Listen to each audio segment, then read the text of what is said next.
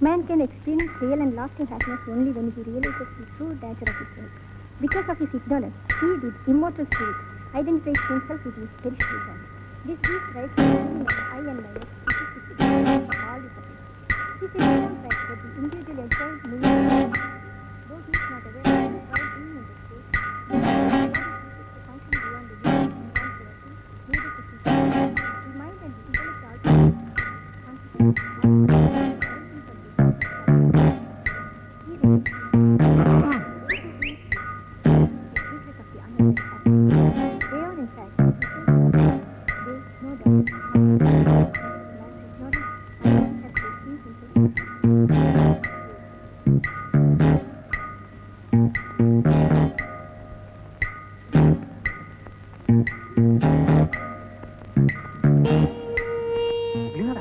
നീ മിണ്ടല്ലേ മിണ്ടല്ലേ, അവളത് ഇങ്ങോട്ട് തന്നെ നോക്കുന്നുണ്ട്.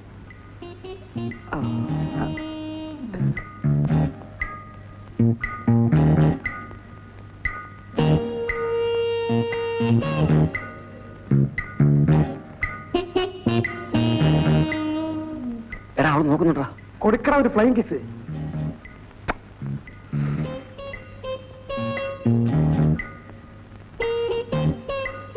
എടാ തിരിച്ചു കിട്ടിയടാ. നീ പ്ലാനിൽ അവളെ ഇങ്ങോട്ട് വിളിക്ക്.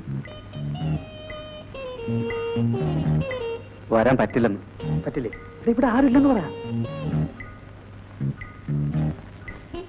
അവിടെ അമ്മക്കാളി വീട്ടിലുണ്ടത്രേ. നാളെ വരാൻ പറ്റുമെന്ന് ചോദിച്ചേ.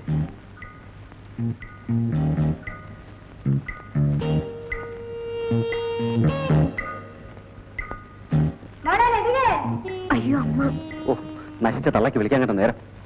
അല്ലല്ലയാ, നാളെ അവളിങ്ങോട്ട് വന്ന നിന്റെ കാര്യം എന്ത് ചെയ്യും? അതിനല്ലടാ പണി. നീ അവിടെ ഇരി. നീ പ്ലാനിൽ പാർട്ടി വിളിച്ചകത്ത് കയറ്റുക. ക്ലൈമാക്സ് ആകുമ്പോൾ സാർ വരുന്നു.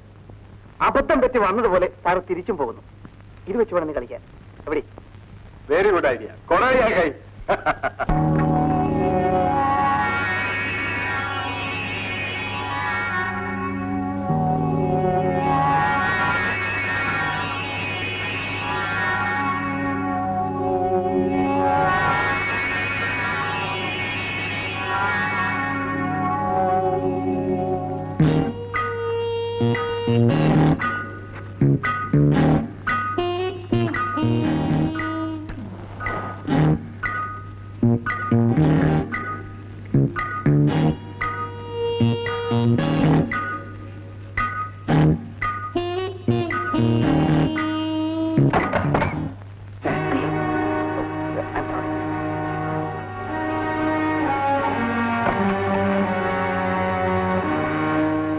കുഴപ്പമായല്ലോ.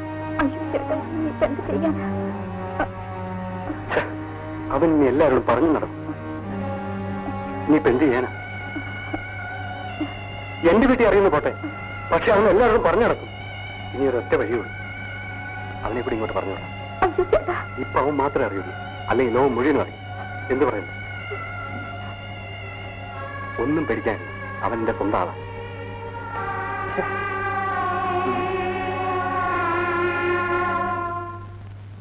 നീ എന്താണ് ഈ കോലത്തില്? ഉണ്ടല്ലയാ, അടുത്ത വീട്ടിലെ പെണ്ണകത്തുണ്ട്. എന്തിനാടാ ഈ പാവൊക്കെ ഒരു തല വെക്കുന്നത്? ഇനി പോടെ, ഒരു മഹാത്മാഗാന്ധി. ആ ഞാൻ പോയ അളിയ എല്ലാം ശരിയായിട്ടുണ്ട്.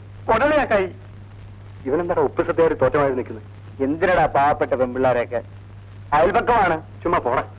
പെണ്ണെന്ന് പറഞ്ഞാൽ പൂജിക്കാനാണ് എന്റെ വിചാരം. അതിനാണ് അവിടെ ദൈവങ്ങളുള്ളത്. ആ അറിയാത്ത പിള്ളക്ക് ചൊറിയുമ്പോ അറിയും. അന്നാ സാർ ഒരു കാര്യം ചെയ്യും, ആ മോളത്തെ മുറി പോയിരുന്നു ചൊറിയ. കുറെ കഴിയുമ്പോ അറിയാം ആരാ കുത്തിരുന്ന് ചൊറിയാൻ പോണെന്ന്. ആ ചൊറിയുമ്പോ വിളിക്കാം. നീ എന്താ നോക്കിക്കണേ? വേഗം പോടാ സമയങ്ങളെ.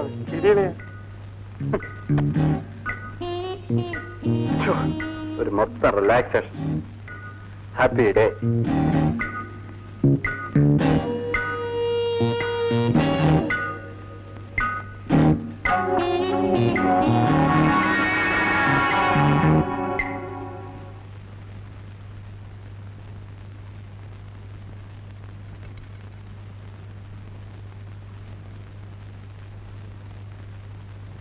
ചേട്ടാ, ഞാനൊരു കാര്യം പറയാൻ മറന്നുപോയി.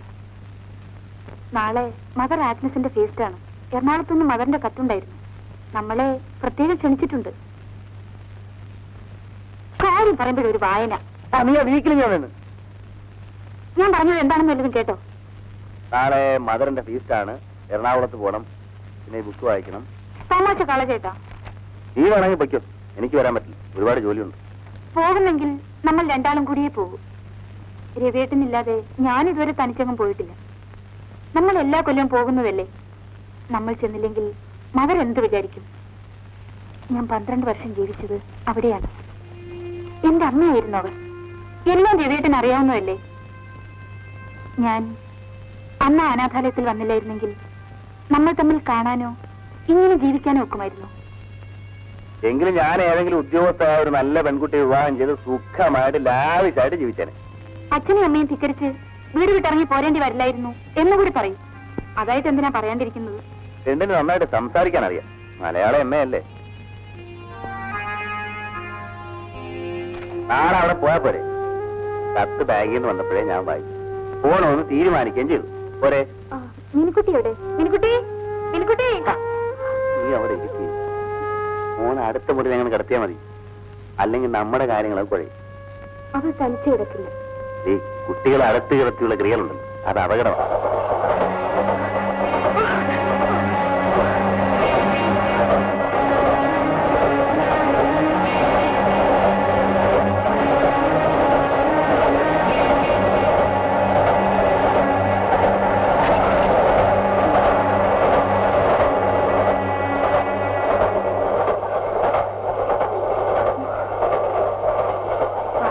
കൂടെ ആരും ഇല്ലെന്ന് തോന്നുന്നു. നീയാണെങ്കിൽ രാത്രി ഇങ്ങനെ ഇറങ്ങി നടക്കും. അയ്യോ, ഇപ്പോഴത്തെ പെൺകുട്ടികളെ സമ്മതിക്കണം. ആരും ആശ്രയത്തിനല്ലേ, പിന്നെ എന്ത് ചെയ്യും? നീ ആ കുട്ടിയോട് ഇങ്ങോട്ടിരിക്കാൻ പറ. ഇവിടെ ഇരിക്കാം. വരൂ. നീ അല്പം നീങ്ങിട്ട് വരും.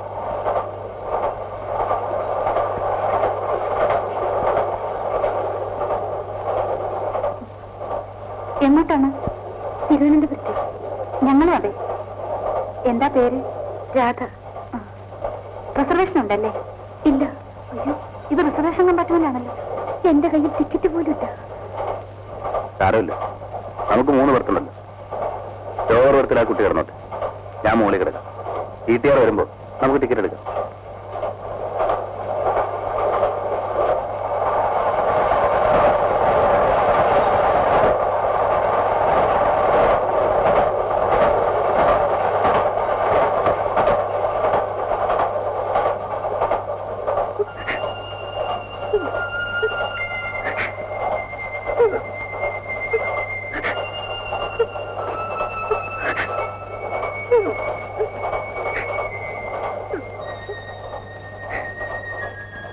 രാധേ,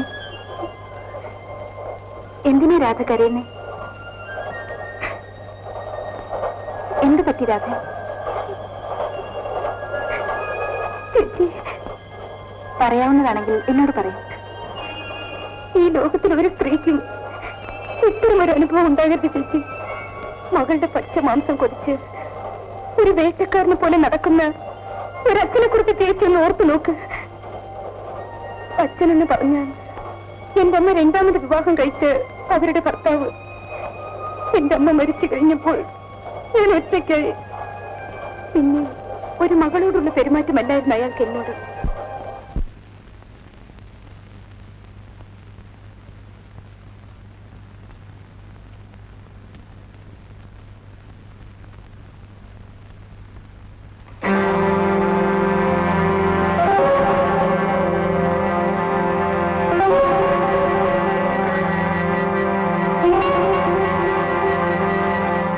എന്താടി ഇത്ര രജിസ്റ്റർ വായിക്കുന്നത്? പല പ്രേമകഥകളായിരിക്കും അല്ലേ? നീ എന്താടി പന്തം കണ്ട പെരിച്ചായ പോലെ നോക്കുന്നത്? ഇങ്ങോട്ട് വാടി.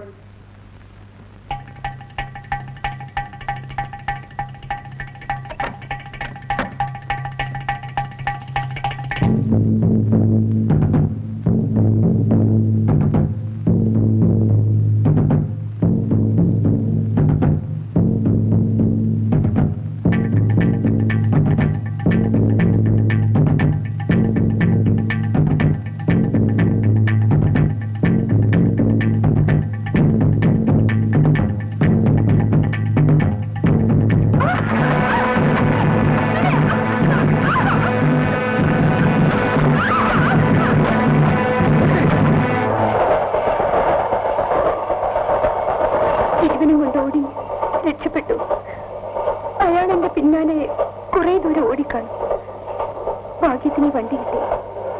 തിരുവനന്തപുരത്ത് ആരുണ്ടോ? വേണുവേട്ടൻ. അമ്മാവിന്റെ മകനാ. എന്റെ വേണുവേട്ടൻ മാത്രമേ എനിക്കിനി ഒരു ആശ്രയമുള്ളൂ. വേണു തിരുവനന്തപുരത്ത് എവിടെയാ താമസം?